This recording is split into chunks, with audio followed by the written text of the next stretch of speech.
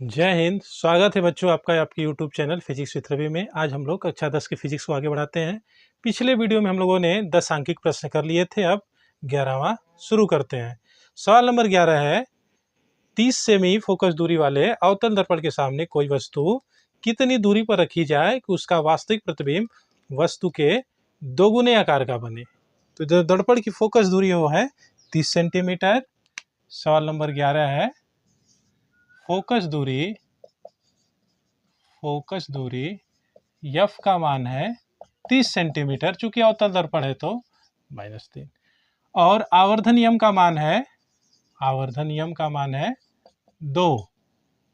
कहा है दोगुने आकार का, तो आवर्धन नियम 2 है। चूंकि वास्तविक प्रतिबिंब है इसलिए हो जाएगा -2। आप जानते हो आवर्धन नियम बराबर होता है -v/u। तो यम की जगह रखेंगे -2 बराबर हो जाएगा -v/u। माइनस से माइनस कट जाएगा, हमें मिलेगा v बराबर 2u। फार्मूला लगा देंगे 1/f equal 1/v plus 1/u। यहाँ पे u के फॉर्मेट में इसलिए किए हैं क्योंकि आपसे पूछा है कितनी दूर वस्तु रखी जाए, मतलब u का मान पूछा है। f की जगह रखेंगे 1/30 बराबर 1/v की जगह 2u प्लस u। इन दोनों को हम लोग हल कर लेंगे। 2u और u का जो लसा है वो आ जाएगा 2u पे 2u का भाग 2u में एक बार प्लस u का भाग u में 2u में दो बार, 2 का गुणा 1 में कर देंगे तो 2 हो जाएगा। ठीक है, अब तिर्यक गुणा करा लेंगे तो 2u बराबर -2u बराबर 2 1 3, 3 का गुणा 3 में 30 में करा देंगे तो 90। तो u का मान आ जाएगा 90/2 यानी -45 सेंटीमीटर। तो वस्तु को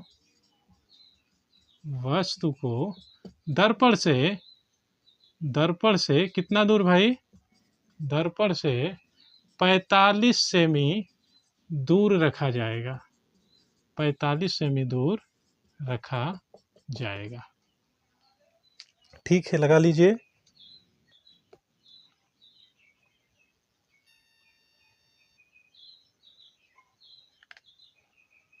ये था सवाल नंबर 11। समझा देते हैं। फोकस दूरी f का मान दिया है 30 सेंटीमीटर। आवर्धन नियम 2 है। क्यों 2 है? क्योंकि कहा है दोगुने आकार का, और इसमें यह भी कहा है कि वास्तविक प्रतिबिंब, तो हमने यम का मान -2 रखा। आपको पता है कि वास्तविक के लिए माइनस में रखा जाता है, आभासी के लिए प्लस में रखा जाता है।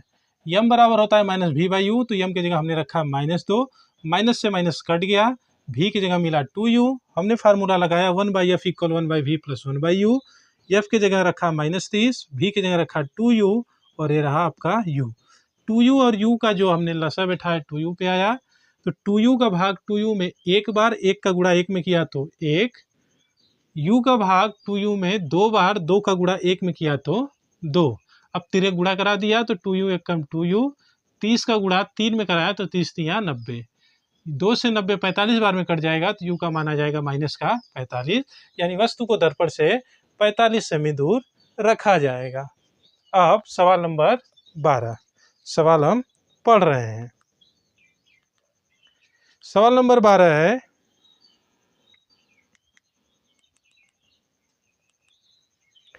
दस सेमी फोकस दूरी के अवतल दर्पण के सामने मुख्य अक्ष पर दर्पण के ध्रुव से 15 सेमी दूरी पर 3 सेमी ऊंची मोमबत्ती रखी है। प्रतिबिंब की स्थिति व आकार ज्ञात कीजिए।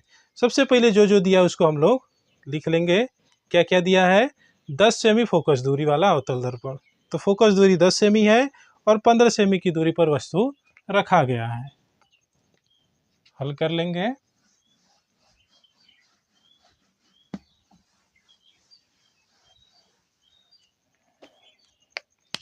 सवाल नंबर 12 है, फोकस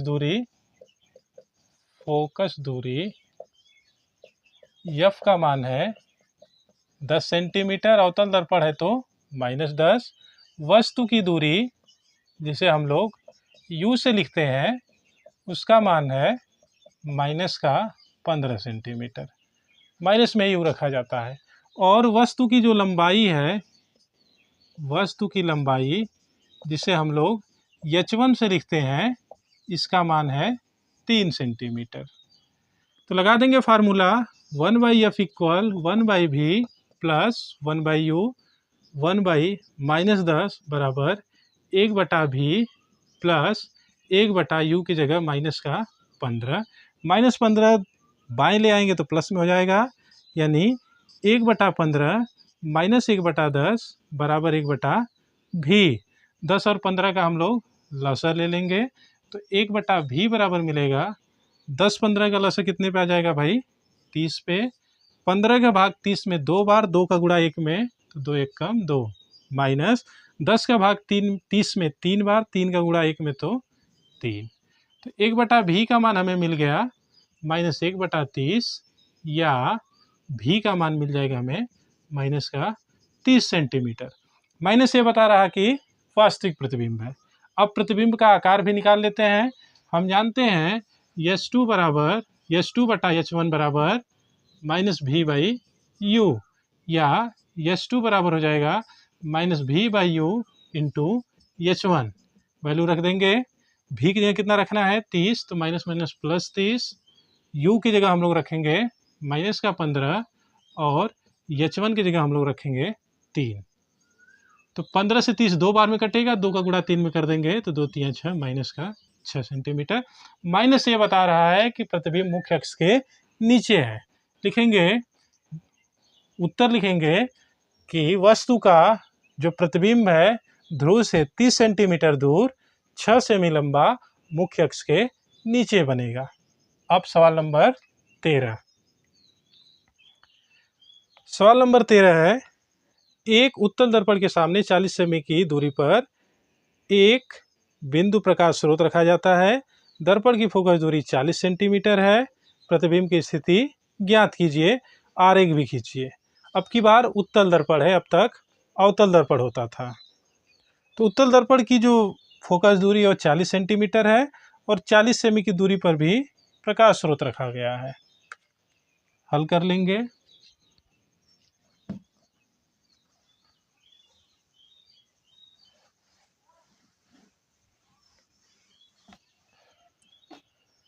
देखिए, फोकस दूरी है 40 सेंटीमीटर और वस्तु की जो दूरी है वो भी 40 सेंटीमीटर, ये माइनस में रहेगा। उत्तल दर्पण है तो फोकस दूरी प्लस में रहेगा। इसके लिए भी वही फार्मूला है, 1/f equal 1/v plus 1/u। Value put कर देंगे। 1/40 बराबर 1/v प्लस 1/-40। -40 इस साइड आएगा तो प्लस का 40, यानी 1/40 प्लस 1/40 बराबर 1/v। आधार समान है, जुड़ जाएगा। 1 1 2, तो 2/40 बराबर 1/v। 2 से 40 20 बार में कट जाएगा तो 1/20 बराबर 1/v, या v बराबर आ जाएगा 20 सेंटीमीटर। कितनी दूरी पे प्रतिबिंब बनेगा? 20 सेंटीमीटर पे। आप इसका प्रतिबिंब खींच सकते हो। प्रतिबिंब वही जो आपको बताया गया है, वही वाला फिगर आप ड्रा कर लेना। वस्तु की दूरी 40 सेमी दिखाना और प्रतिबिंब की दूरी 20 सेंटीमीटर। वायु के सापेक्ष कांच का अपवर्तनांक 1.50 है तथा कांच के सापेक्ष हीरे का अपवर्तनांक 1.61 है। वायु के सापेक्ष हीरे का अपवर्तनांक ज्ञात कीजिए। वायु के सापेक्ष कांच का अपवर्तनांक 1.50 है। सवाल नंबर 14। वायु के सापेक्ष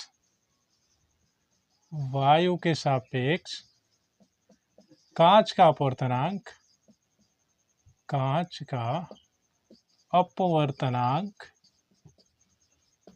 इसे हम लोग लिखेंगे ANG।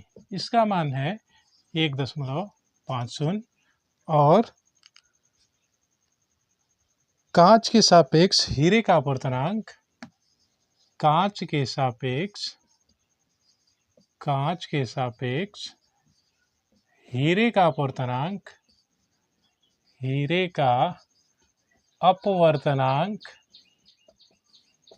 कांच के सापेक्ष है तो कांच पहले रहेगा और हीरे का अपवर्तनांक है तो हीरा यानी डायमंड D बाद में रहेगा। ये है आपका 1.61। आपसे पूछा है वायु के सापेक्ष हीरे का अपवर्तनांक। वायु के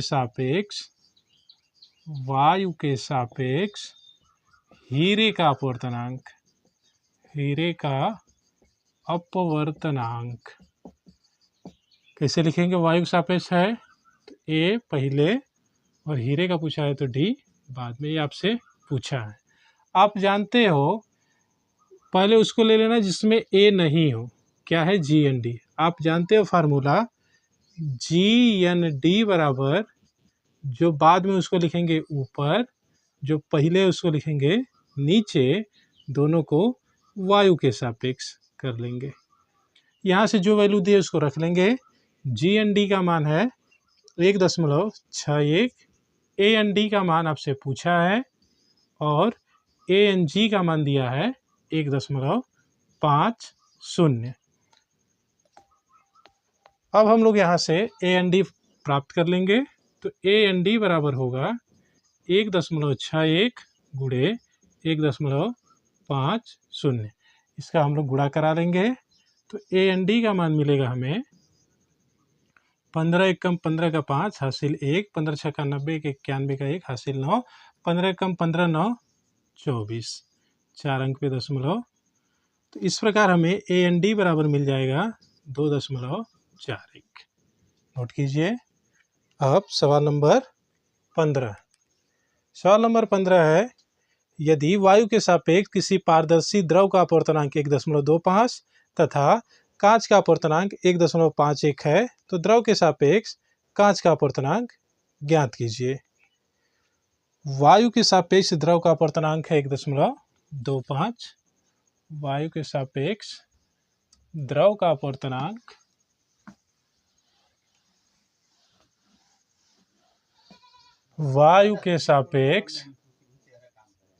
द्रव का अपवर्तनांक ए एन एल, इसका मान है 1.25।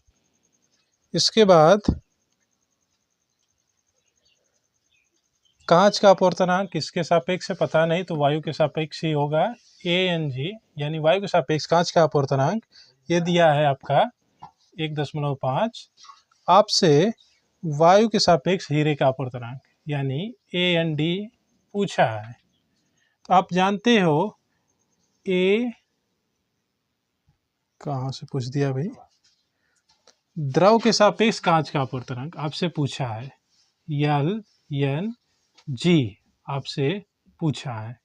आप जानते हो एल एन जी बराबर, जो बाद में उसको ऊपर लिखेंगे, जो पहले उसको नीचे लिखेंगे, दोनों को वायु के सापेक्ष।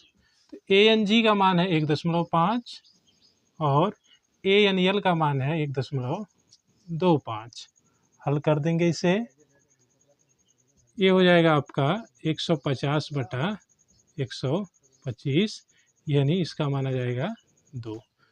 तो द्रव के सापेक्ष कांच का अपवर्तनांक आ जाएगा 2। अब सवाल नंबर, ये था सवाल नंबर 15। अब सवाल नंबर 16। सवाल नंबर 16 है, निर्वात में प्रकाश की चाल 3 × 10⁸ मीटर पर सेकेंड है। यदि कांच का अपवर्तनांक 3/2 है तो कांच में प्रकाश की चाल ज्ञात कीजिए। आइए देखते हैं।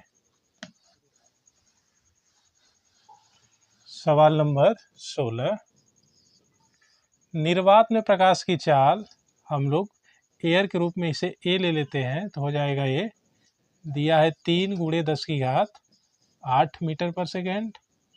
और आपसे कांच में प्रकाश की चाल पूछा है, तो हम लोग इसे लिख देंगे VG, ये आपसे पूछा है। और कांच का अपवर्तनांक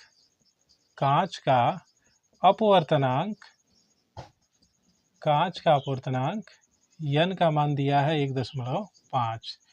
3/2 दिया है, तो 3/2 का मतलब 1.5। आप जानते हो कांच का अपवर्तनांक ANG बराबर, कांच का अपवर्तनांक, वायु के सापेक्ष कांच का अपवर्तनांक ANG बराबर होगा VA/VG। यदि शब्दों में लिखें तो वायु या निर्वात में प्रकाश की चाल,